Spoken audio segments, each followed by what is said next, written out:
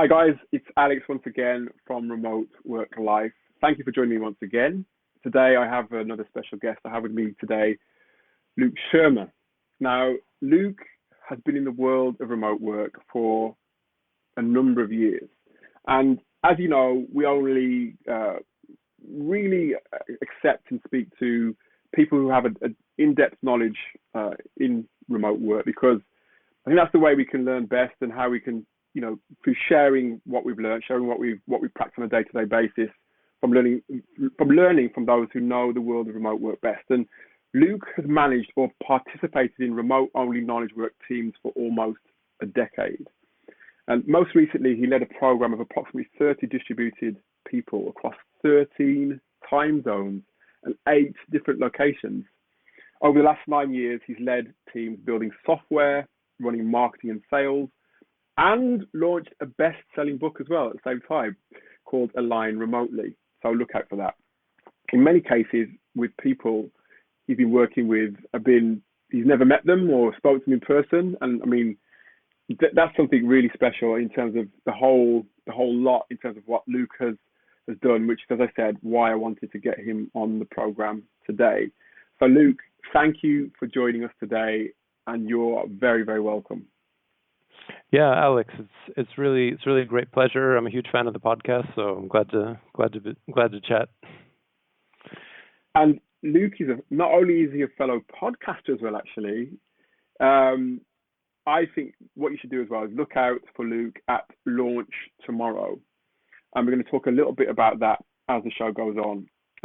But Launch Tomorrow is Luke's main venture at the moment, and today, on today's show, we're going to talk about why companies struggle with remote productivity. That's a big topic.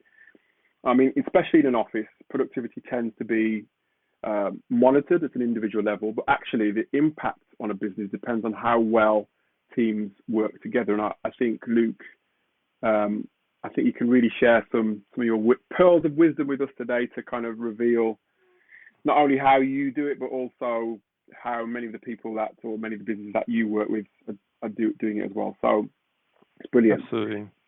But my first question, did you envision, can't get my words out, envision yourself in your current role? And I mean, tell us how you reached where you are today. Sure, absolutely. So I was at one company for many years that became increasingly remote, and kind of worked through various roles there over time. Initially, I was more of a line contributor, eventually became more of a manager, and got remote teams to run, initially small teams and larger teams. And I think pre-pandemic, most of the people that I talked to, if we were talking about work over beers or something, they were just amazed or surprised that it's possible to run remote teams and build complex things like software, like with everybody completely remote. Well, at least outside of the software industry, to be fair. And then basically, like as soon as the pandemic hit, it was like I felt like I had a lot of experience built up over the years, or scar tissue, however you want to call it. And these were things that I thought would be helpful for people, because at the time there was lots of listicles of 37 tools to help you go remote. Kind of, if you think back to like March or April of last year, there was like a whole bunch of things like that. And I think in practice, I felt other things were actually more important, that eventually people would kind of realize that, or come across certain things which I'd already experienced in the past, which I could help share with. And I think the key thing, actually, I think for me, was the mindset that that productivity as a team matters a lot more than as an individual. And I think in an office, it's easy to kind of fall back to, are people showing up? Are they sitting at their computer? Are they doing things? And for some type of work, maybe that's good enough. But I think, especially when you're in a remote setting, you've got to get kind of deeper into how the actual team works together to really get to the bottom of how to get things done, basically. Mm-hmm. So for you then, when you started working remotely, was that by design, or was it just just your preference? Was that your preference or by design? It was kind of by accident. So what happened was that I realized that I was working with a team of remote people sitting in London, and in fact, I think at one point, even though I had, I think at the time, around 13 people, I was the only one in London, and for personal reasons, we thought it would be good to go back, move back to Warsaw to be closer to family. Have a daughter. Wanted her to have closer contact to family, and in fact, it was completely optional that I was physically in London. I mean, some of my stakeholders were there, but I agreed with them that I'd fly in when needed, and set up a couple of flights after I moved. But it just kind of evolved from there, and then it just became the way things worked while I was with this company full time, and then over time it evolved out into just doing various bits of kind of remote work, remote consulting, and it kind of went from there. So, and as with many people when they're starting out remote, not just individuals but teams, there can be various challenges, I guess, various different things that remote work can sort of throw up, I guess, sometimes unexpectedly. What's been your biggest challenge, and how have you been able to overcome that to really build the business that you built today?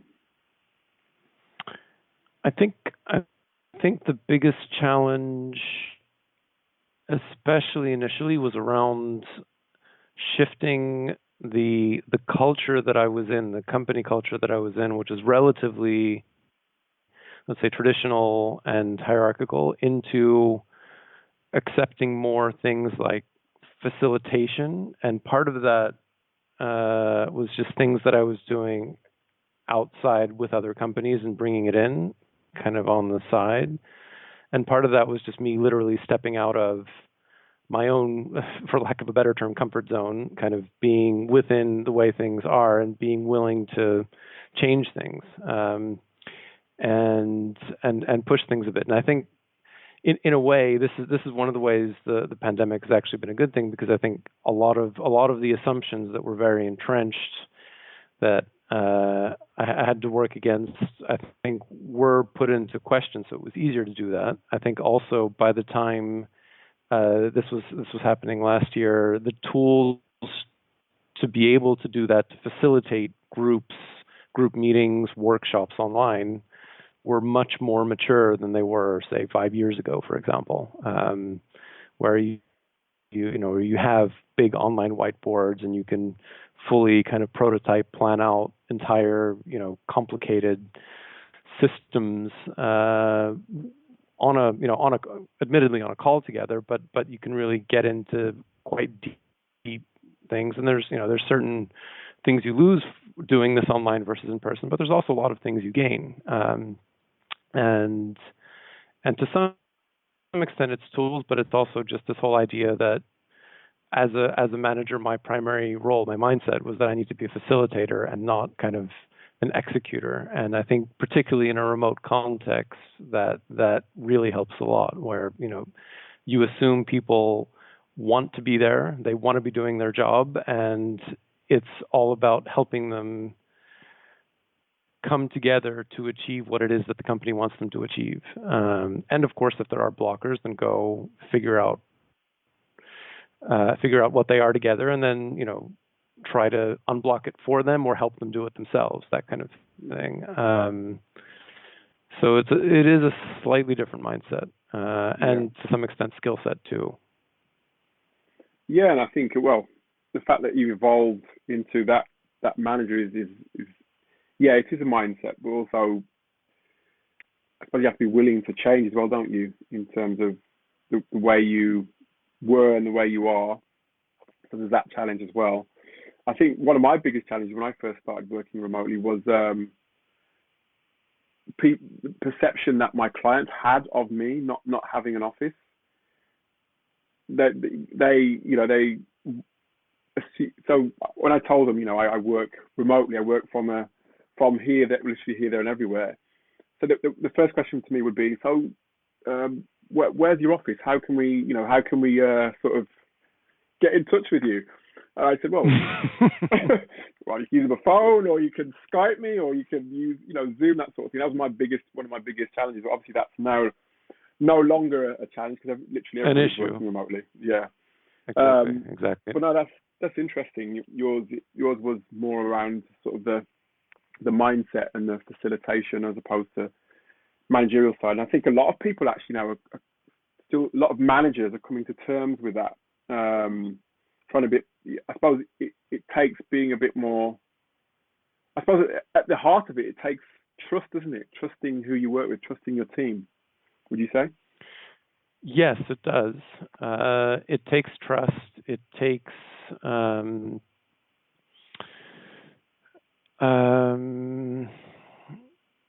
it does take skills, although you can learn them as you go. I think also.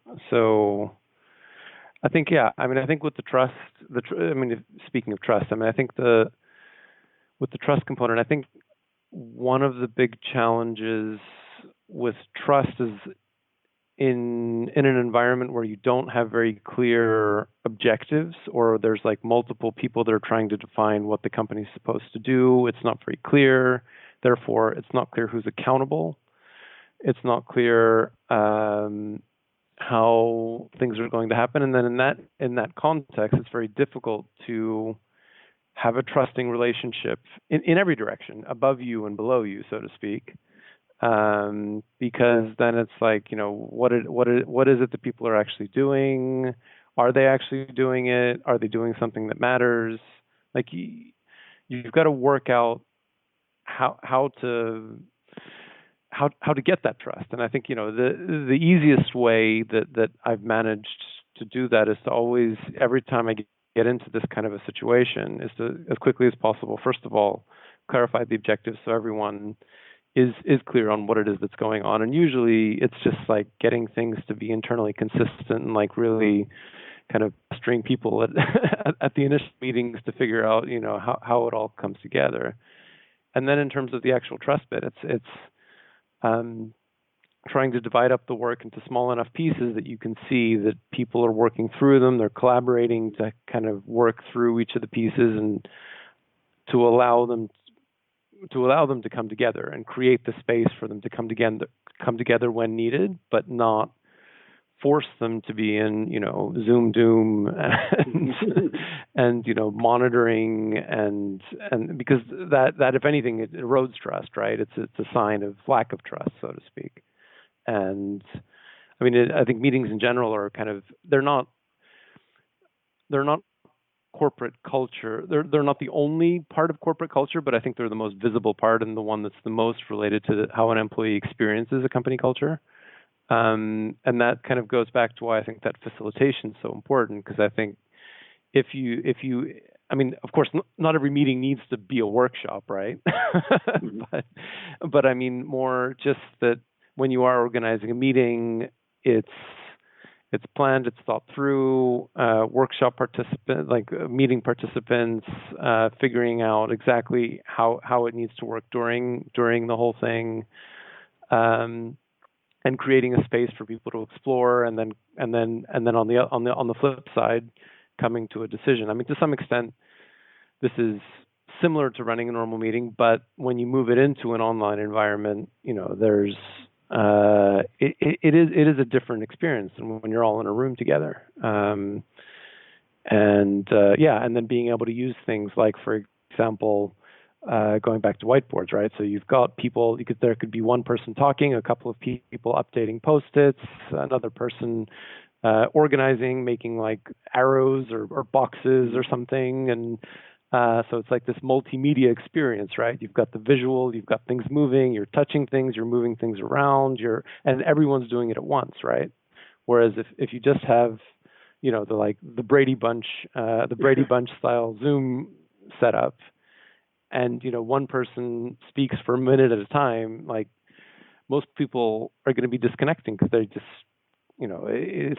it just doesn't feel as relevant. They don't feel like they're part of it. Whereas if you really create a space where people can all take action at the same time and talk about things at the same time and really get at, what's the actual problem we're solving, how are we going to do it, then that I think eventually leads to a much better experience for employees, but also better outcomes really for the company too.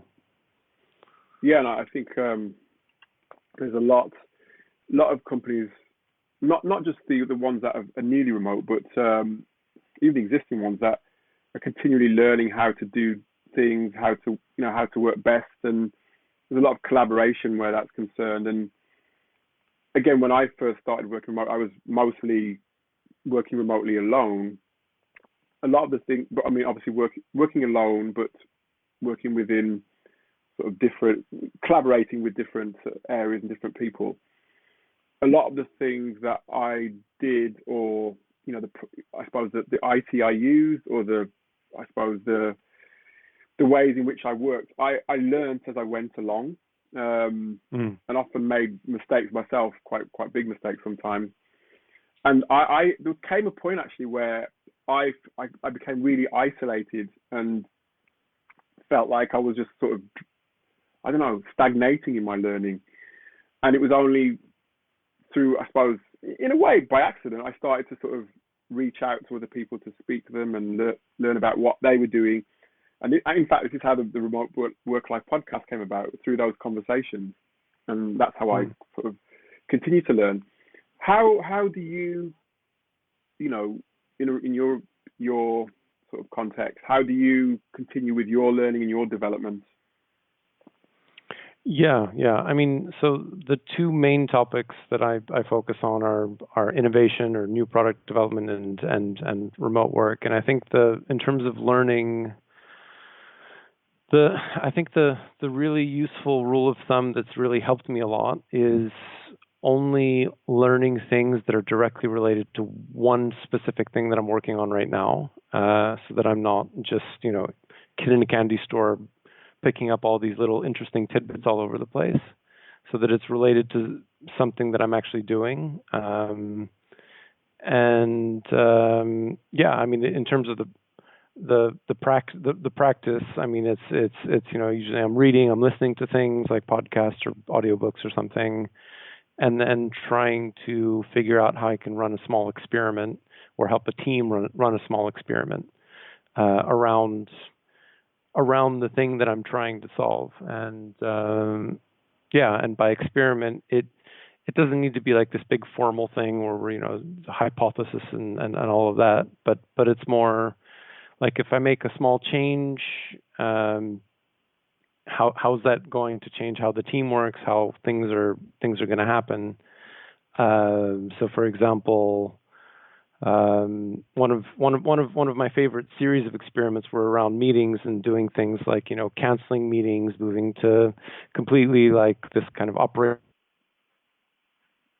meeting that like development teams have, moving them to occasional ones, moving them to Slack-based ones, all kinds of iterations around that, and getting the right environment for that particular set of individuals to come together and work effectively, instead of telling them that you must meet at 1 p.m. GMT every day, and all of that kind of thing. So again, it's around creating that collaborative environment that helps them work together and finish bits of work quickly, effectively, right? Talking about meetings, obviously, I mean, meetings they're important, but it's important to get meetings right and making sure that you're being as productive as you can without, like you said, the Zoom doom. There's so many things, or so many apps you can use to meet people these days, aren't there? There's so many that you can use that literally all do the same thing, but you see and you hear online lots of people complaining about how often they're meeting and what they're talking about during meetings going on over time, and meetings sort of basically enveloping the whole day and not allowing them to do the work that they want to do. How, I mean, I don't know if you want to talk about, Luke, how you do it within your context, but how do you how do you go about making sure or getting the meetings right for you and your team? So there is a place for meetings, whereas in terms of deciding things and coming together to decide really important things that need to happen quickly, I think the challenge has been for a lot of companies now with the pandemic, with the large amount of meetings, is that meetings are being used, for example, or misappropriated, I guess is the word, right? So using for tracking status, whereas you can, or kind of trying to create deadlines, so create false urgency by scheduling a meeting on Friday so that a piece of work is done by Friday, that kind of thing, as opposed to genuinely being used to come together and decide things, celebrate things. And there's a lot of work which is done into meetings, which in fact could be done asynchronously. So it could be done based on writing something up, having someone else look at it, more email, more like it doesn't need to always be everyone physically getting together just to talk about every little detail. And I think the art and science of it is like figuring out, when you do have a workflow of meetings, like which meetings are necessary, which meetings aren't, and then how, of the meetings that aren't, what are other ways or better ways that you can achieve the same goal without organizing a meeting or a regular meeting, basically. And I think, again, a lot of this goes back to really having clear objectives, because if you have that, and then you take each meeting, you go through your Outlook calendar and you look at, is this particular meeting helping me achieve this particular objective that I have, or any of these three objectives that I have? And if the answer is no, then it's like, well, first of all, do we need it at all? If we don't, cancel it, obviously. If we still need something about it, is there another way of achieving that, right? So just having people email you, what they did today, for example, or this week or something, if it is status, right? Or so coming up with creative ways of addressing the actual business need without necessarily defaulting to a meeting. And yeah, it does require a good amount of self-awareness of the companies and the individuals in the companies to do that. But I think the ones who do get it right, you can have most of the week relatively free of meetings. And if particularly when we're talking about within a larger company and you're organizing the work, like I don't necessarily think you need that many, but again, it's very industry context specific. So it just it's case by case basis. No, definitely, and it can really. I mean, I've spoken to people who it can really sap the life out of, literally sap the life and energy from you when you're going from one meeting to another. And speaking to somebody the other day who will remain nameless, but he was literally spending 2-3 hours sometimes a day in meetings. And by the time he'd finished the meeting, he was so exhausted he wasn't able to do the work he was supposed to be doing, or at least he wasn't at a point where he was at his best to do the work. And I think it just got out of control. But I think he's getting on top of it now, and I gave him a bit of advice, because I think what he was doing was he actually wasn't sharing his calendar enough. I think people were just booking stuff in here, there, and everywhere, and literally was overlapping with his work time. So he's starting to get a solution now. But I know there's lots of people out there who are really struggling, and it can, like I said, it can really take the life out of people, and you can take the fun out of work as well. Because I mean, you can't just be working all the time. You have to have a bit of downtime. It has to be a bit of fun. because that after all is what helps you to, well, in many teams, in many cultures, not all cultures, but it can help to really bring people together. How do you organize your team or a team? How would you recommend organizing a team so that it's effective, engaged, and fun? So I think in terms of fun, I think fun is in a way the starting point. So I think usually there's a number of things that the team is aware of that aren't maybe quite so fun, like things that are holding them back. Again, coming from the assumption that people, want to do a good job, work through, identify all of those things, put them in one place on a shared spreadsheet or on some kind of a backlog, and go through them one by one. Then I think together with the team, design some kind of a process for how they do the work, so that they get real time information as to how they're doing. So what I mean by this is there's I guess I'm trying to think how to do it in a non-software way or a non-manufacturing way. I mean, so I guess the way that I think about it is that you have a unit of thing that if you want to create something like, I don't know, say a bicycle, how quickly you can get the whole team to create that bicycle, and then the next one, and then the next one, and then you've got a time of how long it takes to create a bicycle, right?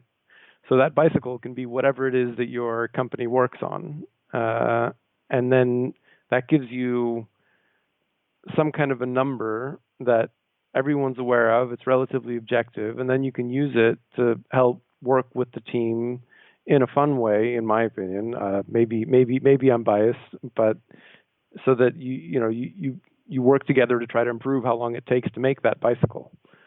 And then as part of that, come up with ways of automating things, documenting things. You can get creative in terms of how to do that. I think that's that combination of things, I think, gets people engaged, and in fact, they want to create a place of work where they enjoy working, and I think it's very much up to the team leader to organize that, and to do so very consciously and explicitly. And I think that combination of things is probably a way to do exactly that. So, and on that, I mean, talking about work, and obviously, and I was talking about giving you my example of the guy who literally has his life sapped from him from all these meetings, and it's affected, and it overlapped into his day-to-day work. And then before he knew it, the work he was supposed to have done on that day was going into the next day, and so on and so forth. And he was just really having a hard time. He was struggling with his productivity. Like I said, one of the things I recommended to him was basically get his diary right, get his shared calendar right, and setting out what he was going to do the day before. I mean, all the basic stuff. But do you have any? I mean, why do companies, in your opinion, Luke, often get productivity wrong? I mean, it was a big example that I gave you just now, but why do you think that they get productivity wrong? So, I think just off the back of the example that you're talking about, I mean, the insight that I find really useful is from a guy named Paul Graham, who's a VC from back in the day. But basically,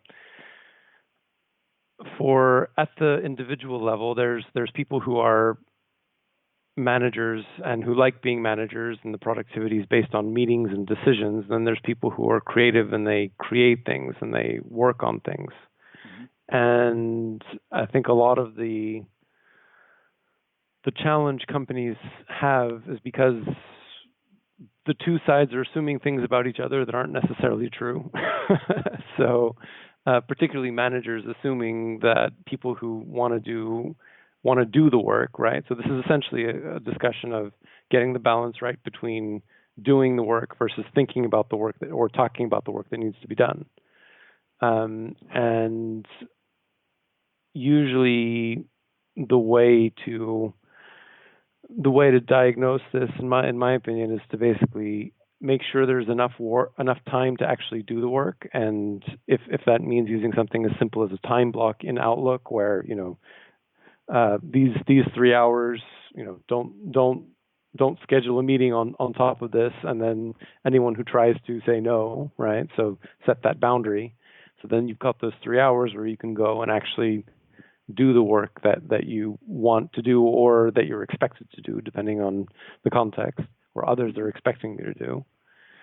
At the same time, you don't want to completely block out 8 hours a day of that and just go off into your own little corner and do your thing, because what you're doing, if you're working in a team context, might not sync well with what everyone else is doing if everybody's sitting in their own corner doing their own thing. So it is a balance, right? I think, looking at people's calendars when you're in a team context is a good place to start in terms of having that discussion and getting the right mix there. No, thank you. And it's interesting. Like I said, this I couldn't believe it when again talking about this guy, that it wasn't really they just started working remotely, but they weren't used to it, to be fair to them. So, but they didn't even share calendars. They literally didn't share anything. They didn't have any sort of cloud-based things like Google Drive or anything like that they were using. It was just all all on their desktop, and they were suddenly into a situation where they're having to change all their working practices and their mindset, and it was a bit of a panic. I mean, I think they're slowly but surely getting to grips with it and making their way through it. And I mean, they're doing a good job, but it is, I have to say, it's taking its toll. But no, Luke, thank you so much. Tell us a bit more about Launch Tomorrow and what you're doing at the moment and what your plans are for the foreseeable future. Sure. So Launch Tomorrow is kind of the innovation consulting thing that I did spinning off. I also wrote a book specifically on idea testing, market testing. Initially, that was the first book, and then this. So I still do help companies with that. Sometimes it's startups, sometimes it's larger companies where there are larger teams that need to be run. And then Align Remotely is kind of more just the remote work stuff. The second book, and so it's at this point it's all kind of melded into one, to be honest, as it has for many people. I don't think I'm unique in that particular sense. But yeah, I mean, it's I think the creativity, the distributed creativity piece is the one that people find reasonably hard, and I think that's the piece that I think is really where I feel like I'm most helpful to companies at the moment, figuring out how to get groups of people to be creative when they can't physically be together in one workshop room. so yeah, that's pretty much Launch Tomorrow in a nutshell. And you can find Launch Tomorrow at www.launchtomorrow.com. I definitely recommend having a look at that. We're going to include that in the show notes as well. But Luke Szyrmer, I just want to say thank you so much for joining me today on the Remote Work Life podcast. We're looking out for what you're doing. And it's been great having you today. Yeah, thanks, Alex. It's been a lot of fun.